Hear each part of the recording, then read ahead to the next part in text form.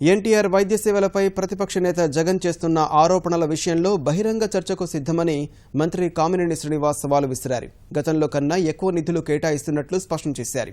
అందరికీ ఆరోగ్యం పేరుతో జనవరి నుంచి రాష్ట్ర ప్రజలకు మరింత మెరుగైన వైద్య సహాయం అందించేందుకు శ్రీకారం చుడుతున్నామన్నారు. ఎన్టీఆర్ వైద్య సేవలపై జగన్కు బహిరంగ లేఖ రాస్తున్నట్లు వివరించారు.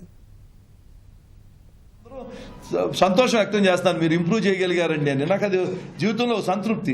ఇంకా చేయాలి, that's not enough. Definite Aarogyasri అనే పేరు ఉందని మేము మార్చామని వాళ్ళకి బాధగా ఉండొచ్చు. తెలుగు జాతిని న్యాయంగా కాకుండా అన్యాయంగా రెండు ముక్కలు చేసిన పేరు తీసేసి తెలుగు జాతి గుర్తింపు తెచ్చిన మానేడి పేరు పెట్టుకున్నాం.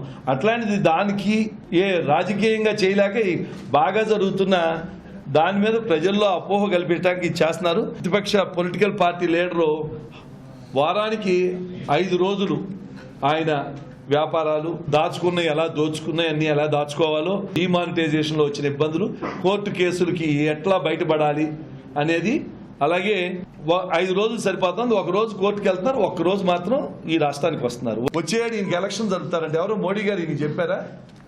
నువ్వు నల్లధనం చేస్తే నువ్వు ధర్నా చేయించి, నల్లధనాన్ని బయటకు తీస్తానికి మా ప్రధానమంత్రి గారు చేస్తా ఉంటే నువ్వు ధర్నా చేయించి, నువ్వు వచ్చే 7 ఎలక్షన్లు వస్తాయి మన అందరూ చేయండి అంటే ఎవడో అందరూ వదిలేడిపోతున్నారు.